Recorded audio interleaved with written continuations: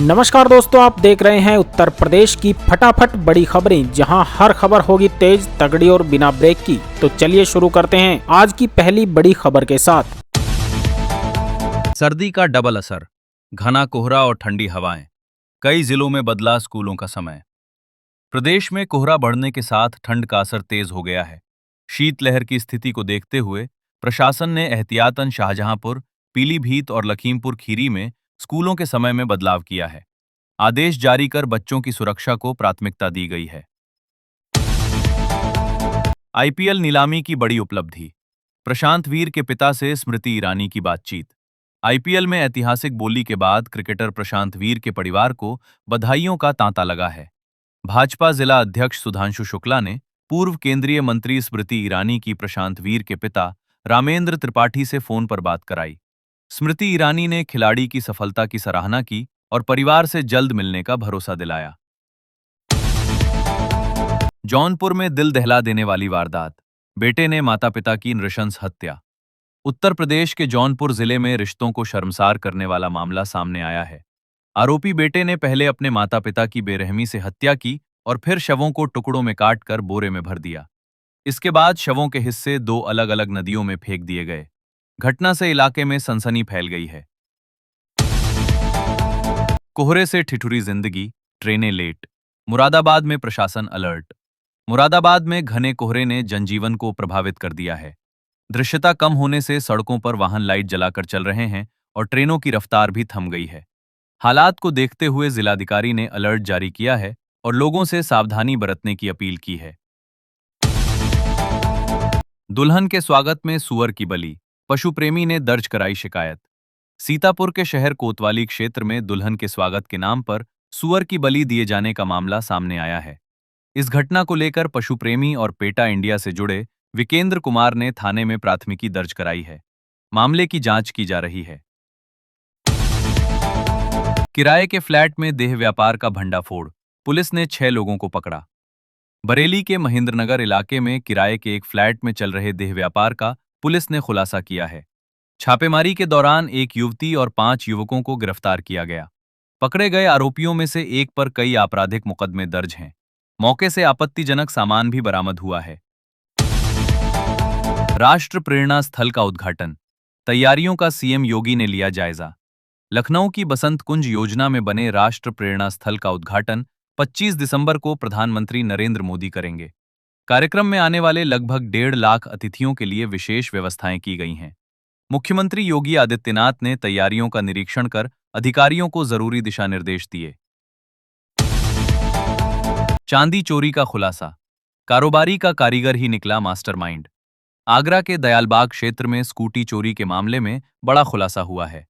चोरी गई स्कूटी में 4 किलो चांदी रखी थी। जांच में सामने आया कि चांदी कारोबारी का कारीगर ही वारदात में शामिल था। पुलिस ने 3 आरोपियों को गिरफ्तार कर लिया है। प्री वेडिंग शूट के बहाने शोषण, मंगेतर पर गंभीर आरोप। बरेली में एक युवती ने अपने मंगेतर पर प्री वेडिंग फोटोशूट के बहाने यौन शोषण का आरोप लगाया है।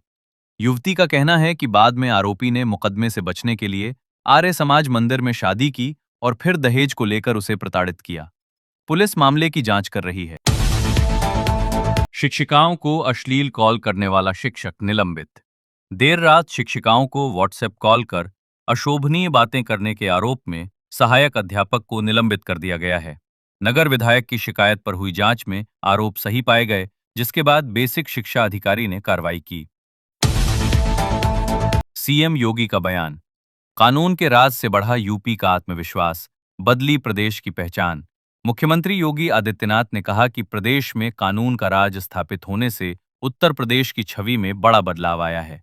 पीएससी के 78 वर्षों के गौरवशाली इतिहास का जिक्र करते हुए उन्होंने कहा कि अनुशासन, साहस और कर्तव्यनिष्ठा ही बल की पहचान है। मुख्यमंत्री ने जवानों को भरोसा दिलाया कि सरकार उनके सम्मान और सुविधाओं को लगातार बेहतर बनाती रहेगी।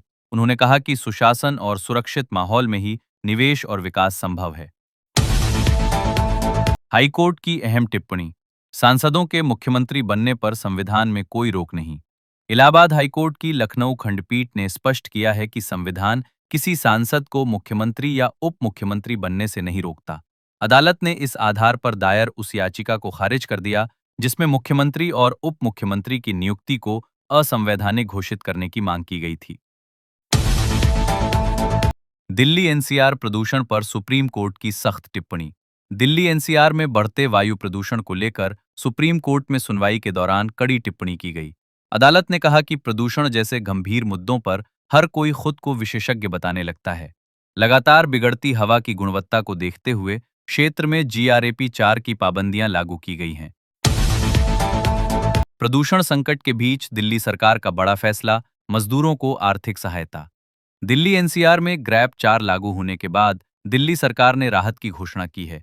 सरकार ने रजिस्टर्ड मजदूरों को 10,000 रुपए की आर्थिक सहायता देने का ऐलान किया है। इसके साथ ही सरकारी और निजी दफ्तरों में 50% कर्मचारियों के लिए वर्क फ्रॉम होम अनिवार्य करने का फैसला लिया गया है। The great Indian Kapil show season 4 की झलक जारी, पहले एपिसोड में होगा खास सरप्राइज।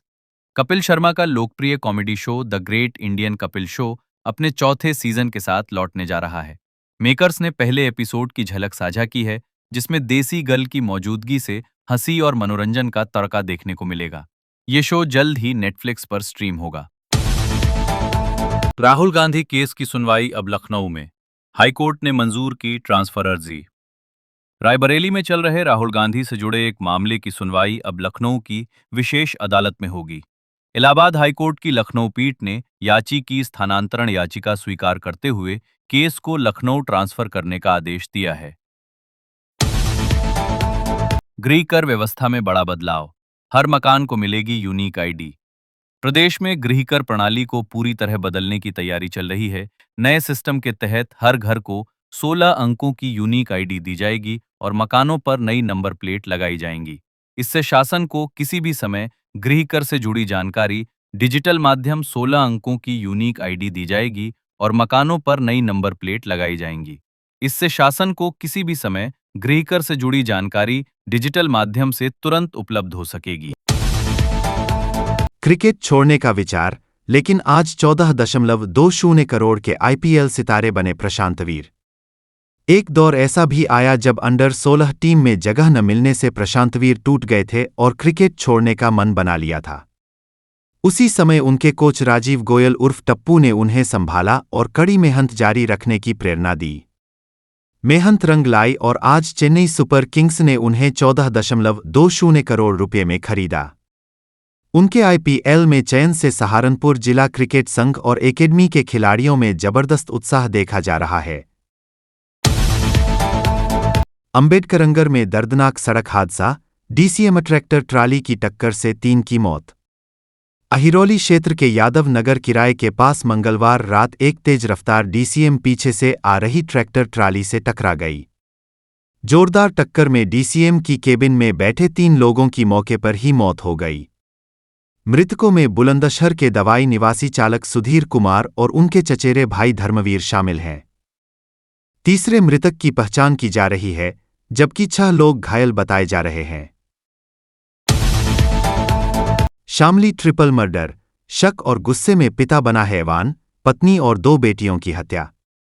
शामली के कांधला क्षेत्र में दिल दहला देने वाला मामला सामने आया है। पत्नी ताहिरा के बिना बुर्का मायके जाने से नाराज पति फारूक ने गोली मारकर उसकी हत्या कर दी। घटना को देख चुकी 2 मासूम बेटियों को भी उसने नहीं बख्शा और दोनों की जान ले ली। इसके बाद तीनों शव घर में ही दफना दिए गए। 10 दिसंबर की रात हुई इस वारदात का खुलासा आरोपी के पिता की शिकायत पर हुआ, जब पुलिस ने खुदाई कर शव बरामद किए। कोहरे में एक्सप्रेसवे पर कहर, जली बसें, अधजली लाशें और 13 यात्रियों की मौत। मथुरा के बलदेव इलाके में घने कोहरे के कारण एक्सप्रेसवे पर भीषण हादसा हो गया। माइलस्टोन 127 के पास कई बसों और कारों की आपस में टक्कर के बाद आग लग गई। हादसे में 7 डबल डेकर और 1 रोडवेज बस समेत कुल 8 बसें जलकर राख हो गईं। इस दुर्घटना में 13 यात्रियों की जान चली गई, जबकि कई वाहन बुरी तरह क्षतिग्रस्त हुए। दिल्ली की हवा में थोड़ी राहत, एक्यूआई गंभीर से बहुत खराब स्तर पर पहुंचा। राजधानी दिल्ली में लगातार 3 दिन गंभीर श्रेणी में रहने के बाद वायु गुणवत्ता में मामूली सुधार दर्ज किया गया है। बुधवार सुबह धुंध और कोहरे के साथ हल्का स्मॉग छाया रहा, जिससे दृश्यता कम बनी रही। Air quality early warning system के अनुसार दिल्ली का AQI 329 दर्ज किया गया, जो अब भी बेहद खराब श्रेणी में आता है। इससे एक दिन पहले यह 354 था। बिना PUC वाहन चालकों पर सख्ती, कल से नहीं मिलेगा ईंधन। दिल्ली सरकार ने वायु प्रदूषण पर नियंत्रण के लिए बड़ा कदम उठाया है। पर्यावरण मंत्री मनजिंदर सिंह सिरसा के अनुसार कल से बिना वैध प्रदूषण नियंत्रण प्रमाण पत्र PUC वाले वाहनों को पेट्रोल, डीजल या CNG नहीं दी जाएगी। साथ ही राजधानी में केवल BS6 मानक वाले वाहनों के प्रवेश की अनुमति होगी। डिजिटल अरेस्ट के नाम पर 50 करोड़ की ठगी, अंतर्राष्ट्रीय गिरोह के 10 आरोपी पकड़े गए। दक्षिण पूर्व दिल्ली के शाहीन बाग थाना पुलिस ने डिजिटल अरेस्ट के जरिए ठगी करने वाले बड़े अंतर्राष्ट्रीय गिरोह का भंडाफोड़ किया है। पुलिस ने मास्टरमाइंड समेत 10 आरोपियों को गिरफ्तार किया है, जो अब तक 50 करोड़ रुपए से अधिक की ठगी कर चुके थे। कार्रवाई के दौरान 7 राज्यों में छापेमारी की गई, जबकि एक आरोपी को दुबई जाते समय मुंबई एयरपोर्ट से पकड़ा गया। गिरोह से जुड़ी 66 शिकायतें राष्ट्रीय पोर्टल पर दर्ज पाई गई हैं। रिटायरमेंट से पहले मानद पदोन्नति को मंजूरी, दिल्ली सरकार ने जारी किया नोटिफिकेशन। दिल्ली पुलिस के जवानों को सेवानिवृत्ति से एक दिन पहले अगले रैंक की मानद पदोन्नति देने के प्रस्ताव पर दिल्ली सरकार ने औपचारिक स्वीकृति दे दी है। गृह विभाग की ओर से इस संबंध में अधिसूचना जारी कर दी गई है। इससे पहले उपराज्यपाल VK सक्सेना ने दिल्ली पुलिस मुख्यालय में आयोजित DGIG वर्कशॉप के दौरान इस प्रस्ताव को मंजूरी दी थी। इस फैसले से सिपाही से लेकर सब इंस्पेक्टर तक करीब 88,000 पुलिसकर्मियों को सम्मानजनक लाभ मिलेगा, हालांकि इससे कोई अतिरिक्त वेतन या वित्तीय फायदा नहीं दिया जाएगा। हरिद्वार ऋषिकेश में घना कोहरा, ठंड ने बढ़ाई कंपकंपी। उत्तराखंड में मौसम ने करवट ले ली है। हरिद्वार और ऋषिकेश में सुबह घने कोहरे के साथ दिन की शुरुआत हुई, जबकि पहाड़ी क्षेत्रों में हल्की धुंध छाई रही। मौसम विभाग के अनुसार 20 दिसंबर तक प्रदेश में मौसम शुष्क रहेगा। इसके बाद 21 दिसंबर को उत्तरकाशी, चमोली, रुद्रप्रयाग और पिथौरागढ़ के कुछ हिस्सों में बारिश की संभावना है। 3,500 मीटर से अधिक ऊंचाई वाले इलाकों में बर्फबारी के भी आसार जताए गए हैं। बारिश न होने से बिगड़ी हवा, देहरादून का AQI 200 के पार। उत्तराखंड में लंबे समय से बारिश न होने का असर अब हवा की गुणवत्ता पर दिखने लगा है। देहरादून में वायु गुणवत्ता सूचकांक 200 से ऊपर पहुंच गया है। मौसम वैज्ञानिकों का कहना है कि आने वाले दिनों में कोहरा बढ़ने से मैदानी इलाकों की हवा और अधिक खराब हो सकती है। सूखी ठंड और बढ़ती गर्मी ने लोगों की परेशानी बढ़ा दी है। सेब बागवानों को बड़ी राहत, सुप्रीम कोर्ट ने हाई कोर्ट का आदेश रद्द किया। सुप्रीम कोर्ट ने हिमाचल प्रदेश के सेब उत्पादकों के हित में बड़ा फैसला सुनाया है। शीर्ष अदालत ने वन भूमि पर लगे सेब के बागों को हटाने के हाई कोर्ट के आदेश को निरस्त कर दिया। साथ ही राज्य सरकार को निर्देश दिए हैं कि वह हाशिए पर खड़े और भूमिहीन लोगों की मदद के लिए केंद्र सरकार के समक्ष प्रस्ताव रखे। इस फैसले से लाखों बागवानों को राहत मिली है। ग्रीष्मकालीन अवकाश ले चुके शिक्षकों को नहीं मिलेगा शीतकालीन ब्रेक। हिमाचल प्रदेश में जिन शिक्षकों ने पहले ही ग्रीष्मकालीन अवकाश का लाभ ले लिया है और बीच सत्र में स्थानांतरित हुए हैं, उन्हें शीतकालीन अवकाश नहीं दिया जाएगा। स्कूल शिक्षा निदेशालय ने स्पष्ट किया है कि ऐसे शिक्षक सर्दियों की छुट्टियों में भी सेवाएं देंगे। उन्हें ग्रीष्मकालीन स्कूलों से सटे शीतकालीन स्कूलों में तैनात किया जाएगा। हिमाचल में पहली बार स्टेट कैडर से होगी पटवारी भर्ती। हिमाचल प्रदेश में पटवारियों की भर्ती व्यवस्था में बड़ा बदलाव किया गया है। अब तक जिला कैडर में होने वाली यह भर्ती पहली बार राज्य कैडर के तहत की जाएगी।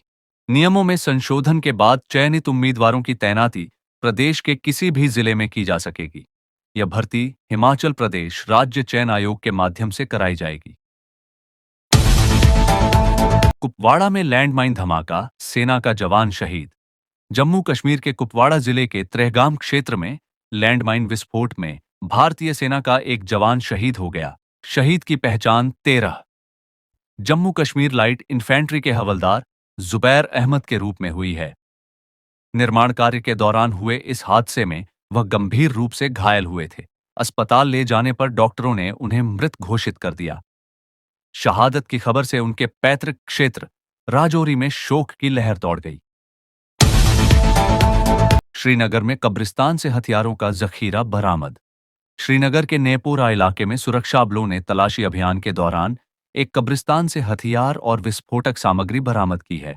मौके से चाइनीज हैंड ग्रेनेड, AK-17 के कारतूस, बारूद और आपत्तिजनक पोस्टर मिले हैं। सुरक्षा बलों ने सभी सामग्री को कब्जे में लेकर जांच शुरू कर दी है और इलाके में सुरक्षा बढ़ा दी गई है। तो ये थी आज की उत्तर प्रदेश की सबसे बड़ी और जरूरी खबरें।